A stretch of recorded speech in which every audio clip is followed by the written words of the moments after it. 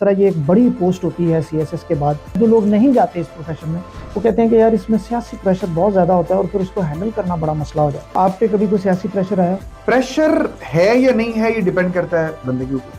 मैंने किसी सियासतदान को अपना जाती काम कहते हुए देखा ही नहीं आता। लोगों के काम है, कोई किसी की गली बनने वाली होगी, कोई किसी का प्रॉब्लम फंसा हुआ होगा, कोई ट्रांसफर के हवाले से कोई कुछ होगा, और अगर कोई एमएनए एमपीए कोई मिनिस्टर साहब कहते हैं कि जी ये काम है, आप उन्हें बताएं कि सर ये काम है, इनमें से ये काम हम कर सकते हैं, ये काम नहीं कर सकते, वो बहुत अच्छे तरीके से इस चीज को एक्सेप्ट कर रहे होते हैं। वो कभी मेरिट को किल करना नहीं चाह रहे होते। प्रॉब्लम्स कहाँ आनी शुरू हो जाती हैं? प्रॉब्लम्स वहां आती हैं जब हमारे जहन में एज ए ब्यूरोक्रेट ये आ जाए कि जी पॉलिटिशियन ने मुझे जो काम कहना है वो गलत काम होगा, मैंने नहीं करना, मैंने मिजाज दिखाना, या मैंने अवेलेबल ही नहीं रहना, तब प्रॉब्लम्स आनी शुरू हो जाती हैं। और अगर मेरा मिजाज ये है कि जी मेरे पास जो एमएनए साहब हैं, जो एमपी साहब हैं, वो अवाम के नुमाइंदे हैं, अवाम ने चुना है, और जो काम आएंगे उनमें से जो होने वाले होंगे हमारा काम है कि हम वो करें, जो नहीं होने वाले होंगे हम उन्हें रिक्वेस्ट करेंगे कि सर ये नहीं हो सकते, और उसको सुनेंगे, तो मेरा ख्याल है कभी प्रॉब्लम नहीं आता। आसिम साहब, आपने 15 साल काम किया है और डिप्टी कमिश्नर के तौर पे रहे आप। हुंजा में मैंने काम किया। हुंजा में कितना अर्सा? चंद महीनों में हो गए, समझ लें। जैसे आपने बताया कि ये फील्ड है और जिस तरह ये एक बड़ी पोस्ट होती है सीएसएस के बाद, तो लोग सीएसएस ऑफिसर के ज़रिए अपने काम करवाने की कोशिश करते हैं और आम तौर पे सियासी प्रेशर आता है जो आता है। और हमारे जो यार दोस्त किसी जगह पे बाज लगे हुए हैं, लोग कहते हैं, या जो लोग नहीं जाते इस प्रोफेशन में वो कहते हैं कि यार इसमें सियासी प्रेशर बहुत ज़्यादा होता है और फिर उसको हैंडल करना बड़ा मसला हो जाता है। तो आप पे कभी कोई सियासी प्रेशर आया? अच्छा, हमारी जो पब्लिक डीलिंग है ये शुरू हो जाती है असिस्टेंट कमिश्नर से ही। जो पहली पोस्टिंग है, आप एज एसी हैं, आपको काम आने शुरू हो जाते हैं। डीसी होंगे तब भी होंगे, डिप्टी सेक्रेटरी होंगे तब भी आएंगे आप। मैं डीजी था डिजास्टर मैनेजमेंट, तब भी काम तो रहते ही हैं। मतलब काम कभी अभी एडिशनल सेक्रेटरी हूँ, होम डिपार्टमेंट में काम है। प्रेशर है या नहीं है ये डिपेंड करता है बंदे के ऊपर। अच्छा, बस मैं एक सादा सी मिसाल आपको दूं। आप मुझे, अब आपके साथ एक दोस्ती वाला ताल्लुक है, आप मुझे 3 काम कहें कि जी ये एक रिक्वेस्ट है, ये कर दें, ये कर दें, ये कर दें। मेरे पास अब 2 ऑप्शंस हैं। एक तो ये कि मैं उन कामों को देखूं, उनमें से जो चीज़ हो सकती है मैं आपको बताऊं कि भाई ये चीज़ हो सकती है, ये हम कर देते हैं, ये चीज़ नहीं हो सकती। तो अगर मैं इस मिजाज का बंदा हूं तो मेरे पे कोई प्रेशर नहीं है। मैंने जो होने वाली थी आपको बताया कि जी ये हो सकती है, ये नहीं हो सकती, मैंने आपसे कैंडिडली आपसे बात कर ली। और अगर मैं इस मिजाज का बंदा हूं कि मुझसे ना नहीं होती, तो फिर आपकी इन रिक्वेस्टों का प्रेशर मेरे पे आना शुरू हो जाए। मैं आपसे छुपूंगा, भागूंगा। आप मुझे कॉल भी करेंगे, मैं कॉल नहीं उठाऊंगा। मैं 4 बंदों को कहूंगा यार बहुत कोई प्रेशर नहीं है। मतलब मैं आपको बता रहा हूं, मैं गिलगित बल्तिस्तान में पोस्टेड रहा हूं, मैं पंजाब के अंदर भी पोस्टेड रहा हूं, बहुत टेन्योर्स देखे हैं पॉलिटिशियंस के। पॉलिटिशियंस बहुत अच्छे हैं जी। मैंने किसी सियासतदान को अपना जाती काम कहते हुए देखा ही नहीं आज तक इन 15 सालों के बीच में। जाहिर है काम तो वोटर सपोर्टर कौन है? अवाम है, पाकिस्तान की अवाम है, लोग हैं। लोगों के काम है, कोई किसी की गली बनने वाली होगी, कोई किसी का प्रॉब्लम फंसा हुआ होगा, कोई ट्रांसफर के हवाले से कोई कुछ होगा। अगर आप इज्जत से तरीके से किसी एक सियासतदान कौन है? एक एमपीए उस हल्के का नुमाइंदा है लोगों का। दरअसल ये अवाम के नुमाइंदे हैं ना जी। अगर हम उनको वो इज्जत ही नहीं देंगे जो अल्लाह मियां ने उनको दी है, तो प्रॉब्लम्स आनी शुरू हो जाएगी।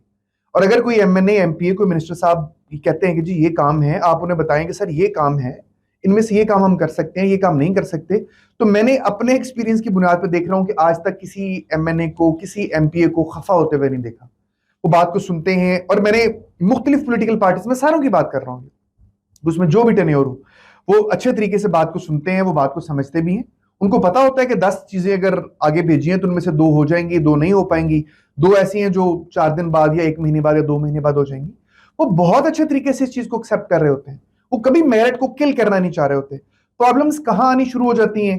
प्रॉब्लम्स वहां आती हैं जब हमारे जहन में एज ए ब्यूरोक्रेट ये आ जाए कि जी पॉलिटिशियन ने मुझे जो काम कहना है वो गलत काम होगा, मैंने नहीं करना, मैंने मिजाज दिखाना, या मैंने अवेलेबल ही नहीं रहना, तब प्रॉब्लम्स आनी शुरू हो जाती हैं। और अगर मेरा मिजाज ये है कि जी मेरे पास जो एमएनए साहब हैं, जो एमपी साहब हैं, वो अवाम के नुमाइंदे हैं, अवाम ने चुना है, और जो काम आएंगे उनमें से जो होने वाले होंगे हमारा काम है कि हम वो करें, जो नहीं होने वाले होंगे हम उन्हें रिक्वेस्ट करेंगे कि सर ये नहीं हो सकते, और उसको सुनेंगे, तो मेरा ख्याल है कभी प्रॉब्लम नहीं आता। अच्छा सर, आपने जो बातें की हैं उससे सब अच्छा है, माशाल्लाह, बड़ी अच्छी हैं वो सारी। और मुझे लगा है कि आप अपने प्रोफेशन से, सर्विस से सेटिस्फाइड भी बहुत हैं। और आपने कहा आपके बच्चे भी जा रहे हैं। जितने लोग अच्छे ओहदों पे हैं, सिर्फ सीएसपी ऑफिसर्स नहीं, बाकी भी डॉक्टर्स या इस तरह, उनमें डिप्रेशन के, फ्रस्ट्रेशन के, या बाज़ ऐसी आपने खबरें देखी होंगी, सुइसाइड रिपोर्ट हुई सीएसपी ऑफिसर्स में भी हुई। तो अगर इतने पढ़े लिखे, इतने अच्छे, वेल एस्टेब्लिश्ड और वेल सेटल्ड लोग भी खुश नहीं हैं, तो इसकी क्या वजह है? सर, खुशी ना पोस्ट से मुंसलिक है, ना ओहदे से मुंसलिक है, ना रिज्क से मुंसलिक है, ना खानदान से मुंसलिक है, ना इस चीज से मुंसलिक है कि आपकी शादी कहाँ पे हुई हुई है या कहाँ आप शादी करना चाहती है। टोटली एक एक एक इंसान की यूं समझ लें कि अपने पैरामीटर्स के ऊपर जो है वो डिपेंड करती है। अगर आप इंसान जो है वो ख्वाहिशात के पीछे भागना शुरू कर दे और अपना नस्बुल ऐन इसको बना ले कि जी मैंने ख्वाहिशों के पीछे भागना, वो कभी खत्म नहीं होंगी। आप एक चीज को पूरा करेंगे, दूसरी खड़ी हो जाएगी, दूसरे के पीछे पूरा करेंगे, तीसरी जो वो खड़ी हो जाएगी। तो खुशी टोटली एक इंटरनल एक फीलिंग का नाम है, इंटरनल फीलिंग का नाम है। जो इंसान खुश रहना चाहे तो वो मेरा ख्याल है कि नायब कासिद होते हुए, दिन की एक रोटी खाते हुए भी खुश रह सकता है। और अगर कि ना रहना चाहे तो 15 गाड़ियों की मौजूदगी में, सबसे बड़े ओहदे की मौजूदगी में, 15 गनमैन की मौजूदगी में भी ना खुश रह सकता है। तो जो खुशी है ये टोटल टोटल एक डिपेंड करती है पर्सन टू पर्सन। अच्छा, इसके बीच में कुछ चीजें मनफी हुई हैं और वो मीडिया की वजह से हुई हैं। सोशल मीडिया ने, इलेक्ट्रॉनिक मीडिया ने बदकिस्मती से हमारे सोचने के अंदाज को बदला है। हम एक ब्रांड कॉन्शियस सोसाइटी बन गए हैं जरूरत से ज्यादा।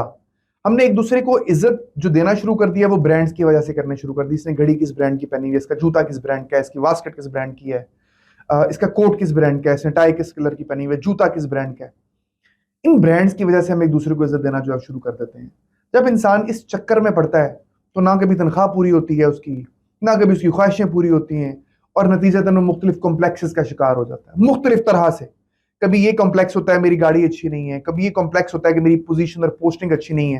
मैं बता रहा हूं कि मैंने 14 पोस्टों पे काम किया, ये 15वां इदारा है।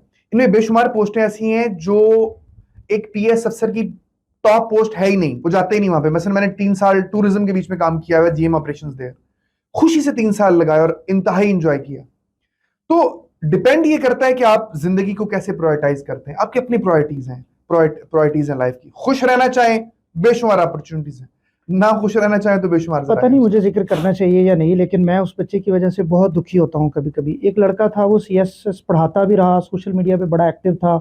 पता नहीं आप उसे जानते हैं कि नहीं, उसकी स्टोरी भी बड़ी हाईलाइट हुई थी कि वो एक गरीब बाप का बेटा था। बिलाल नाम था उस लड़के। एमएलसीजी से ताल्लुक था उनका, हाँ, मिलिट्री लैंड एंड कंट्रोलमेंट ग्रुप का, तो उसकी जिन्होंने फिर सुसाइड एकदम जब किया। खबर आई कि सुसाइड हुई, क्योंकि दिखने में हमें वो बहुत प्यारा भी था माशाल्लाह, अल्लाह उसकी मगफिरत करे, आमीन। और दिखने में बड़ा एस्टेब्लिश्ड भी था वो। तो ऐसा किस वजह से हो जाता है? इमोशनल सेटबैक्स थे भाई। कोई उस पर ज्यादा कमेंट हम नहीं करते, अगरचे कि मुझे उसका अंदाजा है उनके मामलात का। चूंकि अब वो अंदाजा मुझे मेरे पर्सनल सोर्सेज की वजह से है तो मैं उस पर बात नहीं करूंगा। उसकी फैमिली भी हो सकता है कुछ चीजों को देखे, अल्लाह ताला हमारा छोटा भाई था, उसको गरी की रहमत करे, उनकी फैमिली को सब्र दे। लेकिन बात फिर वही है कि शायद जज्बात उसके ज्यादा यूं समझ लें कि अपने कंट्रोल में वो नहीं रख सका। जब इंसान बहुत ज्यादा चीजों के साथ अटैच हो जाता है, ओवर सेंटिमेंटल हो जाता है कुछ चीजों के हवाले से, तो उसको दुख दर्द भी ज्यादा होने शुरू हो जाते हैं। हमारे जज्बात हैं दरअसल जो हमें ज्यादा पेन दे रहे होते हैं। जितना कोई ज्यादा सेंसिटिव होगा जिस्म का पार्ट जो है, आपको पता ही इस बात का, उतना उसको ठंडा भी लग रहा होगा, उतना उसको गर्म भी लग रहा होगा। और जब कोई इंसान अपनी जिंदगी को ढाल ही इस तरह से ले, एक्सेप्ट कर ले इस चीज को कि यार जिंदगी में सेटबैक्स भी होंगे, बहुत सारे लोग जिंदगी में आएंगे भी और चले भी जाएंगे, बहुत ज्यादा लोग आपको डांटेंगे भी, डांट खाना इज नेचुरल। एक टाइम था कि जब मैं इस चीज के ऊपर माइंड कर जाता था कि यार मुझे किसी ने चौधरी कह के नहीं पुकारा, मेरे नाम का आखिरी हिस्सा था बकायदा आसिम रजा चौधरी, अच्छा। और कोई खाली आसिम कहता था, मैं माइंड करता था यार इसने मुझे चौधरी साहब नहीं कहा। फिर जब जिंदगी के बीच में तब्दीली आई, मैंने मौलाना तारिक जमील साहब की केसेटें सुनी, उनकी बातें सुनी, जिंदगी में तब्दीली आई, तब पता चला कि यार बंदे की औकात ही कोई नहीं, इंसान कुछ भी नहीं है। तो सोचने का नुक्ता नजर ही बदल गया। तो अब जमीन पे बैठते हुए भी तकलीफ नहीं होती, कोई तू कह के बुला ले तब भी तकलीफ नहीं होती, सीनियर डांट लें तब भी तकलीफ नहीं होती, कोई साहिल आके नाराज हो जाए तब भी तकलीफ नहीं होती, क्योंकि मैंने अपनी जिंदगी के जो डेफिनेशन है उनको तब्दील कर लिया। हम दरअसल दुख दर्द या हमारी जो फीलिंग्स हर्ट है वो हो रही होती है इस वजह से कि हमने चीजों को डिफाइन कैसे किया हुआ है। अपनी डेफिनेशंस को बदलें तो सब अच्छा है। That's it.